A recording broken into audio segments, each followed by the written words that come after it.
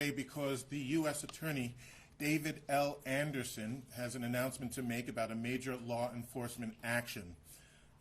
He will be coming in for just a moment. I just wanted to say a couple of things. At the end of the announcement today, we will have copies of a press release and copies of one of the several documents that you'll be hearing about, but it'll be a main document that'll give you an awful lot of information. We'll have it at the back desk, the one that you signed in on when you came in. At the end of the remarks that'll be made by Mr. Anderson and a couple of law enforcement officers, we will take questions. The questions will be, I think they'll give about 5 to 10 minutes to do that.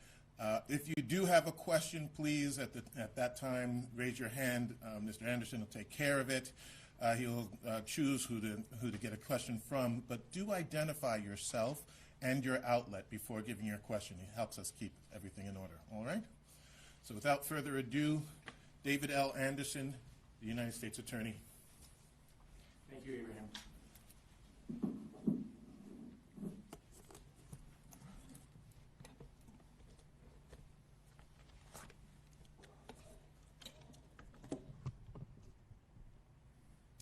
I want to thank you all for coming here this morning, and as Abraham mentioned, we're here to announce a major law enforcement operation.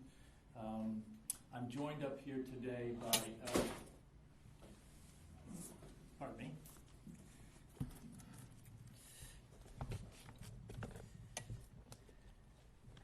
don't quite have enough room here.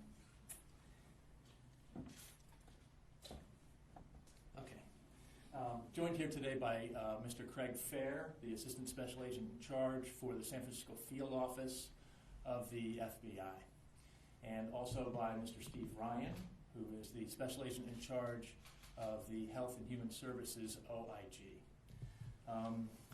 The charges pertain to the general subject of our healthcare system, and our healthcare system depends on the integrity of the doctors who make referrals for patients to the care that they need. They refer those patients, or are supposed to refer those patients based on their needs and not on any improper basis. The statute that is involved here for most of the defendants about whom I'm about to announce charges is the Anti-Kickback Statute. This is Title 42, United States Code, Section 1320A-7B. And the Anti-Kickback Statute prohibits either the giving or the receiving or the offering of a kickback, a bribe, or a rebate in connection with any federal health care program. The allegations I'm about to describe are just that, allegations. All of the defendants are presumed to be innocent. The scheme that I'm about to describe to you involves Medicare reimbursements and cash that was paid to doctors and other medical professionals for patient referrals.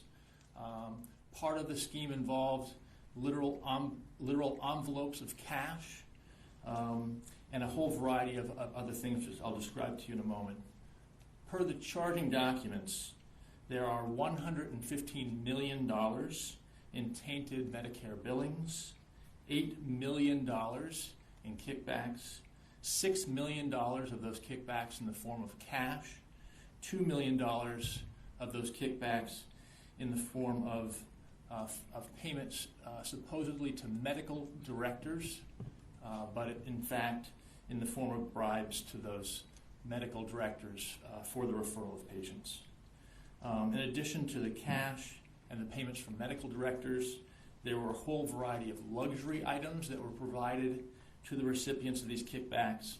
Just to give you a flavor of some of those, Warriors tickets, trips to Las Vegas, luxury items including Louis Vuitton or Chanel handbags, meals, entertainment. Many of these items were purchased on an Amex Business Gold Rewards credit card.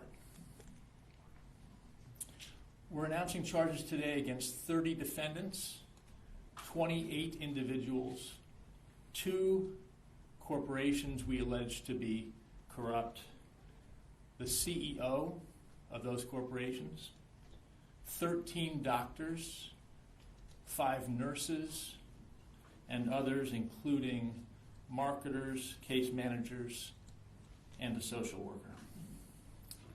12 of those defendants were taken into custody within the last 24 hours and will have their initial appearances this afternoon at 1 o'clock in this building on the 15th floor in front of Chief Magistrate Judge Joseph C. Spiro.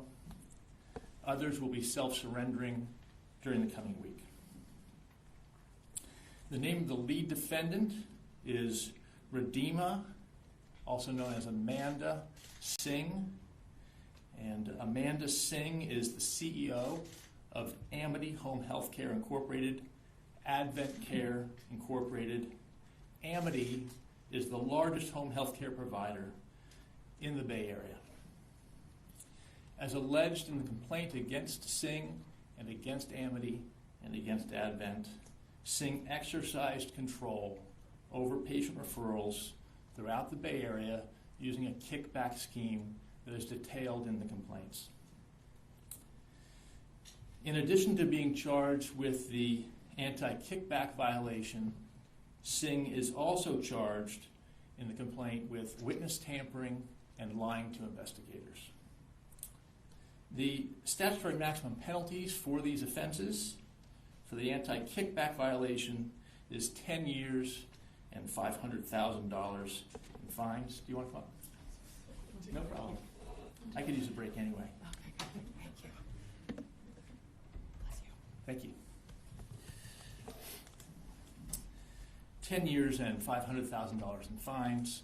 For the corporate defendants, a fine of $1 million. For the witness tampering charge, the statutory maximum is 20 years and a fine of $250,000. For the lying to investigators charge, the statutory maximum penalty is 5 years and $250,000. There's also the potential for the imposition of a sentence that includes supervised release, restitution, assessments. As I'm sure this group knows well, any sentence in the case upon conviction will be determined by the court, not by us, in consultation with the United States Sentencing Guidelines and after considering a whole host of statutory factors set forth in Section 3553 of Title 18 of the United States Code.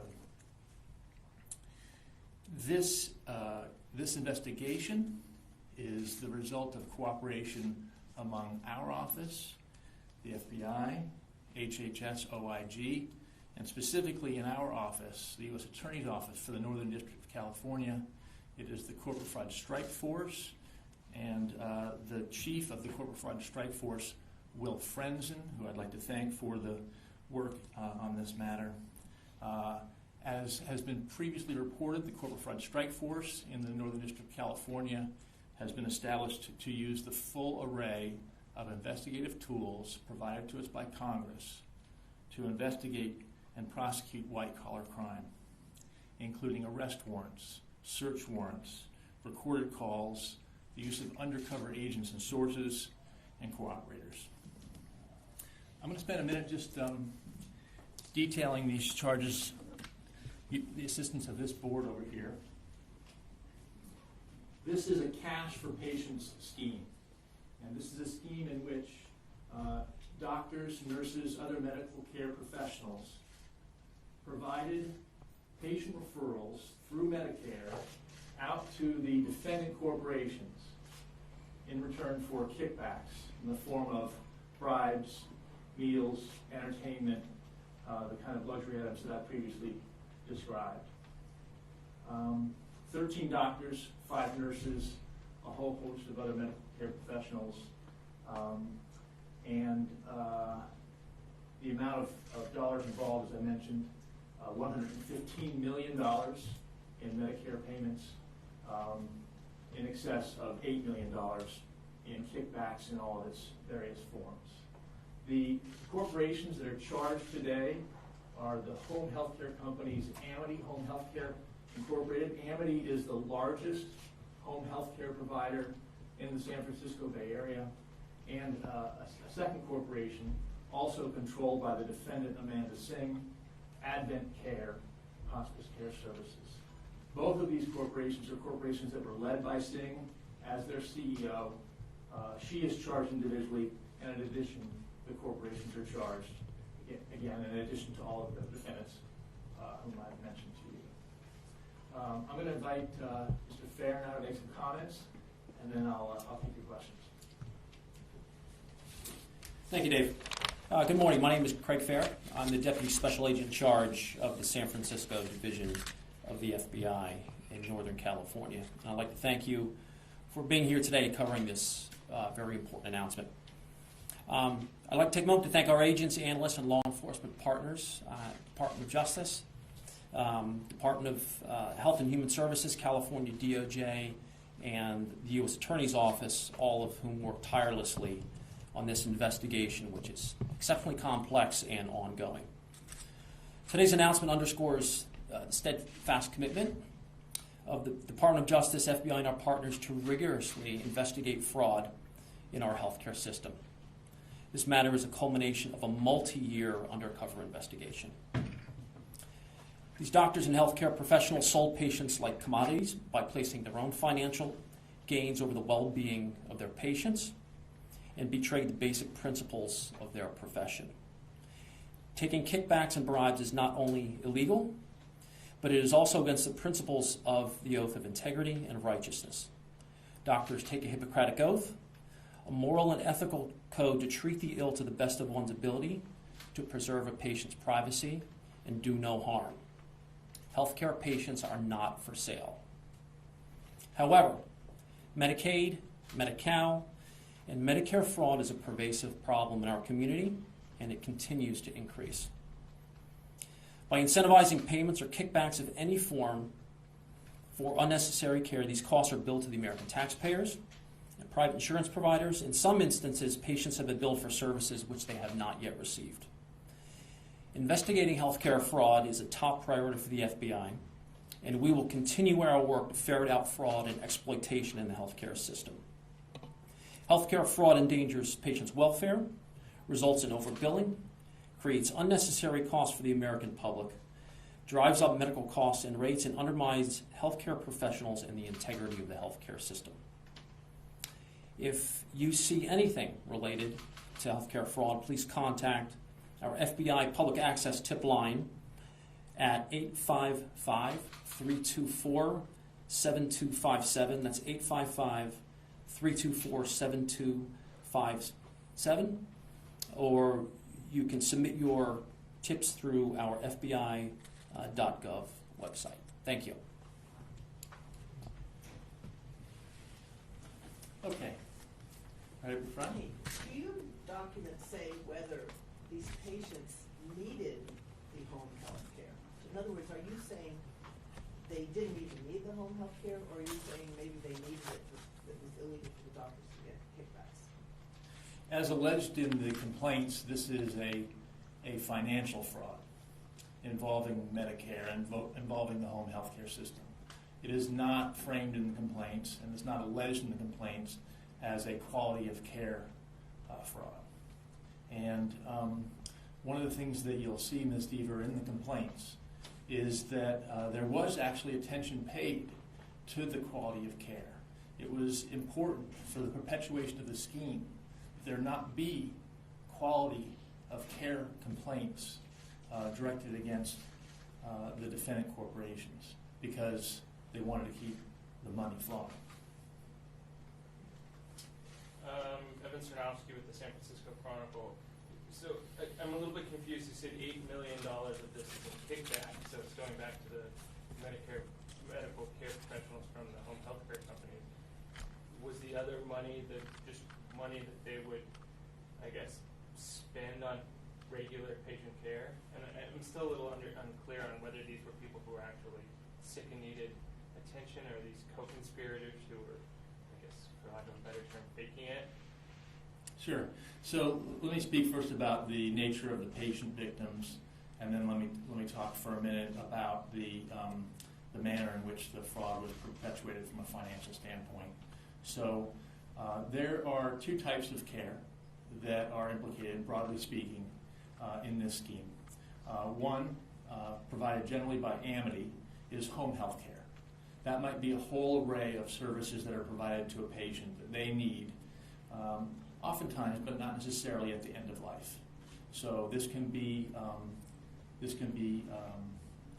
curative treatment, or occupational therapy, or a whole host of other things that the patient needs in the home.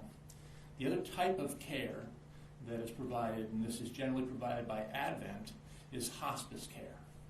And hospice care is generally thought of as care that's provided for those patients whose prognosis is 6 months or less to live. Now, that prognosis might be wrong, and they might live longer or shorter than that, but that's the general category of patient who would be eligible for that type of hospice care. So those are the categories of patients. The patients are not alleged to be involved in the scheme. The patients are the subject of the scheme. The patients are valuable to the scheme because they come with a Medicare benefit. The patients are the mechanism by which Medicare dollars are directed to Amity and to Advent. Whereas normally, under the law, those referrals to a home health care agency or to a hospice agency is supposed to be on the merits. Here, it was based on the illegal provision of kickbacks. So the $115 million figure that I gave you is the amount of money that flows through the Medicare system to these corporations in the course of the scheme, as described in the complaint. The kickbacks are the payments that are made to those people who are in a position to write those referrals. So it could be a doctor, it could be a nurse, it could be another medical care professional. So the kickbacks, as you will have noted, is at a much lower dollar amount than the Medicare payments. But the kickbacks are certainly sufficient under the scheme for the doctor or the nurse or the other referring person to make that referral on an improper basis. Melissa Kane, Channel 5. So just to be clear, they were getting kickbacks so that they would refer to Amity or Advent and not another agency. Exactly. So there's numerous agencies who have the potential to provide this care, and as alleged in the complaint, Amity Home Health Care is the largest provider of home health care in the Bay Area, and they achieved that position through this scheme, we allege in the complaint.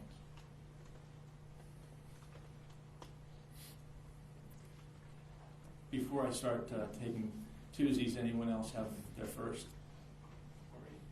I have Thank plenty you. of questions. Yeah. Allie Rasmus with KTVU. So were there instances where patients shouldn't have been referred to at all, or were they just improperly referred to those two companies? Like, did they have legitimate medical conditions, or were there instances when they really shouldn't have been referred to, those patients shouldn't have been referred at all? Yes. The complaint does not allege that patients received referrals when they should not have received referrals. The complaint alleges that the direction of that referral to Amity or to Advent or to some other home health care or hospital provider, that the direction of that referral was made on the basis of a kickback in the course of the scheme. So it's not, the complaints do not allege that patients received poor quality care or that patients received unneeded care. That's not the scheme that's alleged. What's alleged is that doctors, nurses, other medical professionals are receiving kickbacks to direct that referral to these corporations, which we've now charged with these violations of the Anti-Kickback Statute. So I, again, have a lot of questions, but what I haven't heard so far, and forgive my lateness, I've heard one name of one defendant, but it sounds like there's a lot of people involved in this scheme. How many people are you imagining to be netting this? We have unsealed charges today for 30 defendants, 28 individuals, 13 doctors, 5 nurses, other medical care professionals, 2 corporations. The lead defendant, Amanda Singh, is the CEO of those corporations. Those are the corporations through which she perpetrated this fraud. The defendants range in age from their 30s to their 60s. And by the way, all of this will be detailed in the press release and is detailed in the charging documents. But just to give you a sense of what you're going to see there, defendant locations: Saratoga, Pleasanton, Union City, Hayward, generally speaking, all around the Bay Area. All around the Bay Area. And those locations. This might be a better question for the deputy special agent in Great. charge, but are you able to talk about how you learned about this, how you first got hip to this scheme, and then also what the investigation entailed? Yeah, because the investigation is still ongoing, I can't comment about any of those details, particularly the origins of that, beyond what is outlined in the four corners of all of the complaints, which you should have access to at this point. You said it was an undercover operation, so were your agents going in and posing as patients or healthcare professionals? So this investigation, much like any other, there is a whole range of investigative techniques that we use. That we can use Title III wiretaps, we can use mail covers in national security investigations, we will use other types of national security tools. In this case, the undercover technique was one that was utilized. It's a valuable tool. It's one that we use in large-scale investigations like this all around the country.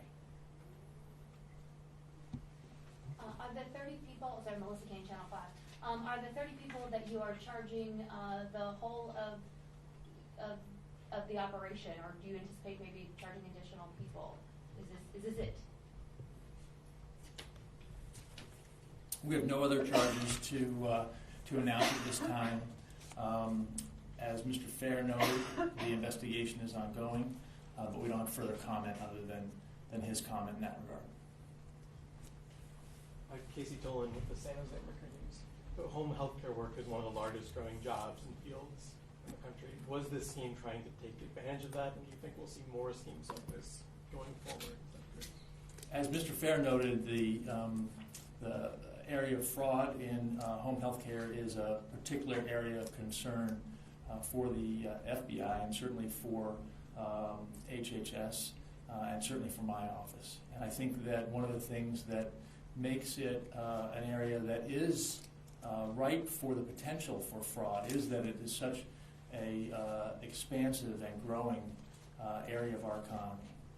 So I think that's how I would address your question.